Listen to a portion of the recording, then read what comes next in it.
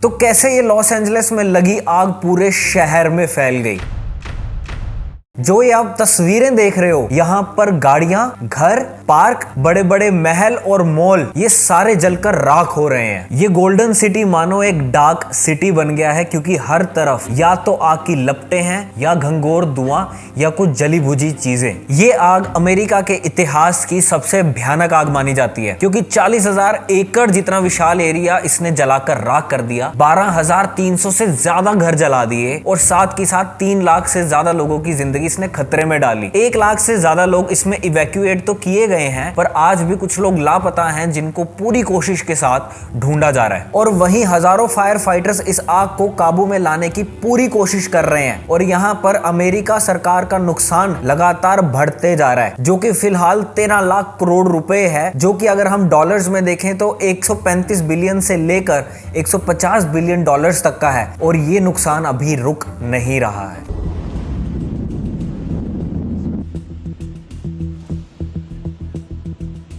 लेकिन सोचने की तो बात यह है कि ये आग शुरू हुई कहां से। अमेरिका इस आग को काबू में क्यों नहीं ला पा रहा है? क्या लॉस एंजलिस पूरा जलकर राख हो जाएगा? और कहा जा रहा है कि शायद इसके पीछे गाजा या पैलेस्टाइन का हाथ है। और बार बार इजराइल पर उंगली क्यों उठाई जा रही है, ये जानने के लिए वीडियो को लास्ट तक जरूर देखें।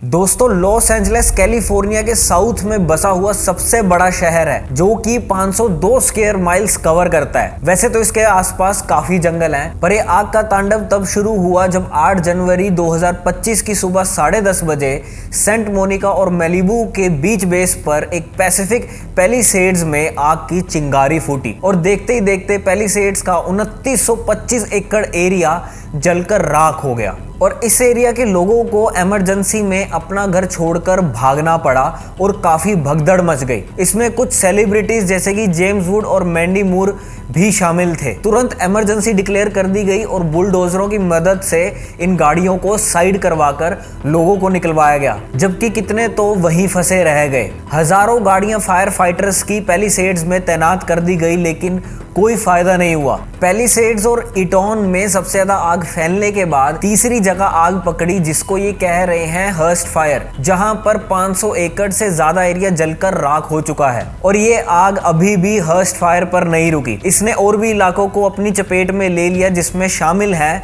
लिडिया, ओलिवास, वुडली, सनसेट और बेवरी हिल्स, जहां पर हमें हॉलीवुड का निशान भी देखने को मिलता है। वहां तक ये आग फैल गई और इस शहर को राख और धुएं में तब्दील कर दिया। ये सुनकर तो आप हैरान हो जाओगे कि 23,700 एकड़ एरिया पैलिसेड्स का अब जलकर राख हो चुका है, जो कि पैलिसेड्स का 89% हिस्सा है। और इटॉन का 14,000 एकड़ जलकर राख हो चुका है, जो कि 63% है। और अगर हम लिडिया की बात करें तो वो तो 100% जलकर राख हो चुका है। पूरा का पूरा शहर, मतलब ये लिडिया का इलाका जलकर राख बन गया। इसमें बिल्डिंग, गाड़ियां और घर भी शामिल हैं। और कुछ तो सेलिब्रिटीज के महंगे महंगे घर भी इसमें जलकर राख हो गए। एक हॉलीवुड का जाना माना नाम है पेरिस हिल्टन। इनका 72 करोड़ रुपए की कीमत, मतलब भारी भरकम कीमत से बना घर इनकी आंखों के सामने जलकर राख हो गया। और ल्यूमिनेटेड टेक्नोलॉजी के सीईओ ऑस्टिन रसल का घर भी, जो कि 18 रूम की एक बड़ी सी हवेली थी, जिसको 12 करोड़ रुपए के रिसेंटली इन्वेस्टमेंट से तैयार करवाया गया था, वो भी उनकी आंखों के सामने जलकर राख हो गया। उसका तो कोई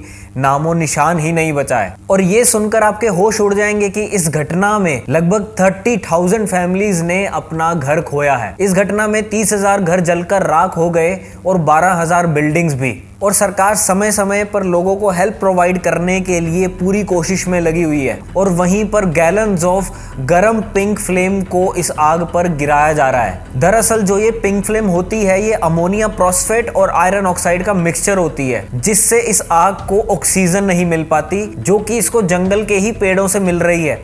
इस पिंक फ्लेम को जंगल के बाहर फेंका जाता है, ताकि जो ये छोटी सी आग थी जिसने इतना बड़ा विकराल रूप ले लिया, उसको ऑक्सीजन कंट्रोल करके काबू में लाया जा सके, जो कि अमेरिका की सरकार कर भी रही है। इतना ही नहीं, हजारों कंपनियों के 14,000 फायर फाइटर्स दिन रात आग बुझाने में लगे हुए हैं। शहर शहर, जंगल जंगल 1400 फायर ब्रिगेड्स भी तैनात की गई हैं। इतना ही नहीं, अमेरिका की सरकार ने इस आग को बुझाने के लिए 3 तरीकों का इस्तेमाल किया है। दरअसल जंगल में आग बुझाने के 3 मेन तरीके होते हैं। पहला तरीका होता है कि वहां के मौजूद पेड़ पौधों की एक बाउंड्री से कटिंग कर दी जाती है मैनुअली, ताकि ये एक सीमा पर आके आग ज्यादा नहीं फैलती। और दूसरा और बहुत अच्छा तरीका ये होता है कि एक खड्डा बना दिया जाता है, गली बना दी जाती है कि एक कॉर्नर पे आके सीमा पे आकर आग रुक जाए। और तीसरे तरीके की बात करें तो इसका नाम है फायर ब्रेक। एक सिंपल लैंग्वेज में बताऊं तो ये एक जमीन का टुकड़ा होता है, या तो इसे जोता जाता है या फिर इसको साफ कर दिया जाता है फायर को कंट्रोल करने के लिए। फिलहाल कैलिफोर्निया स्टेट गवर्नमेंट भी कुछ इन्हीं तरीकों का इस्तेमाल कर रही है आग को काबू में लाने के लिए, पर यहाँ की आग इतनी फैल चुकी है कि यहाँ का एयर क्वालिटी इंडेक्स 350 AQI को पार कर चुका है। मतलब यहाँ की हवा जहरीली हो गई है, सांस लेना तो दूर, यहाँ पर रहना जानलेवा भी हो सकता है। ऐसा इसलिए भी पॉसिबल है क्योंकि ये आग 130 किलोमीटर पर आवर की हवाओं के कारण उठी है। दोस्तों, इस आग का कारण है ये सेंटा एना हवाएं, जो कि 90 किलोमीटर से लेके 160 किलोमीटर पर आवर की स्पीड से चलती हैं। लॉस एंजलिस शहर जो कि पहाड़ों के बीच में बसा हुआ है और यहाँ पर मैक्सिमम चीड़ के जंगल हैं। माना जा रहा है कि जो ये चीड़ के पेड़ थे, इनका जंगल पूरा सूखा हुआ था और सिर्फ एक चिंगारी ने, आग की चिंगारी ने और इन हवाओं के साथ मिलकर 160 किलोमीटर पर आवर की जो ये सेंटा एना हवाएं हैं, उस कारण ये आग भड़की और कैलिफोर्निया का ये लॉस एंजलिस शहर एक इतनी बड़ी आग की चपेट में आ गया। और तो और सोशल मीडिया पर तो ये हवा बनी हुई है कि ये आग किसी एक सिंगल पर्सन ने लगाई है, किसी एक शख्स ने छोटी सी आग लगाई और हवाओं से मिलकर ये आग भड़क गई। और साथ के साथ कुछ रिपोर्ट्स और सोशल मीडिया पर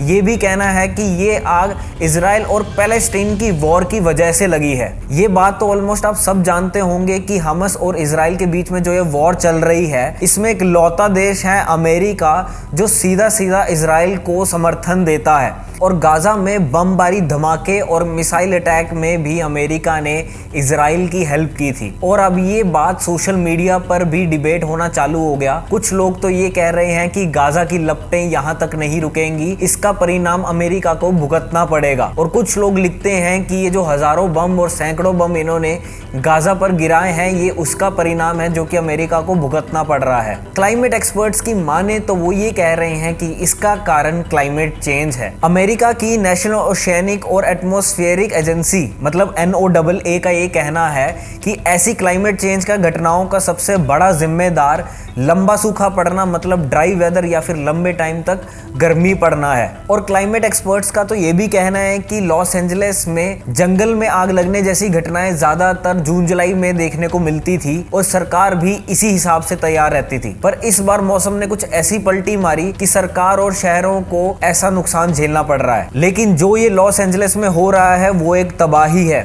और इसका रीजन है क्लाइमेट का अनएक्सपेक्टेडली बिहेव करना। और ये सारी चीजें इस कारण है क्योंकि लॉस एंजलिस एक ऐसी जगह सिचुएटेड है जहां पर बारिश बहुत कम पड़ती है। अक्टूबर से लेके जनवरी तक सिर्फ 0.16 इंचेस ही बारिश हुई है, यानी 0.4 सेंटीमीटर सिर्फ। अब बारिश कम होने के कारण लॉस एंजलिस में सूखा पड़ा और इस ड्राइनेस के कारण आग इतनी तेजी से फैल गई कि इस आग को बुझाने के लिए अब हजारों लीटर का पानी तो रोज छिड़काव कर ही रहे हैं, पर लॉस एंजलिस में इस वजह से बहुत ज्यादा पानी की समस्या भी आनी शुरू हो गई है। पैलिसेड्स पे हिल टॉप पर बने पानी के टैंक बिल्कुल खाली हो चुके हैं, जिस वजह से ऊंचाई वाले इलाकों पर हाइड्रेंट्स बिल्कुल सूख गए हैं और बिजली कटने के कारण पंपिंग सिस्टम भी फेल हो गया है, जिस वजह से कैलिफोर्निया स्टेट गवर्नमेंट और अमेरिका गवर्नमेंट ने लोगों से पानी सेव करने की रिक्वेस्ट की है। अगर इस हिसाब से ही पानी का यूज होता रहा और टैंक खाली होते रहे तो गवर्नमेंट को ये डर है कि आने वाले टाइम में अमेरिका में पानी की भी कमी हो सकती है। जबकि हर घंटे हजारों लीटर पानी की जरूरत अभी भी है, आने वाले टाइम में पीने वाली पानी की किल्लत ना हो, इसलिए पानी को सेव करना बहुत ज्यादा जरूरी है अमेरिका के लिए। और पानी सेव करना सिर्फ कैलिफोर्निया या अमेरिका के लिए नहीं, इंडिया के लिए भी जरूरी है, क्योंकि हमारे इंडिया में भी ऐसे राज्य हैं जो कि जंगलों से घिरे रहते हैं, जैसे कि उत्तराखंड या नैनीताल। हालांकि सिर्फ बात आग की नहीं है, पानी सेव करने की है,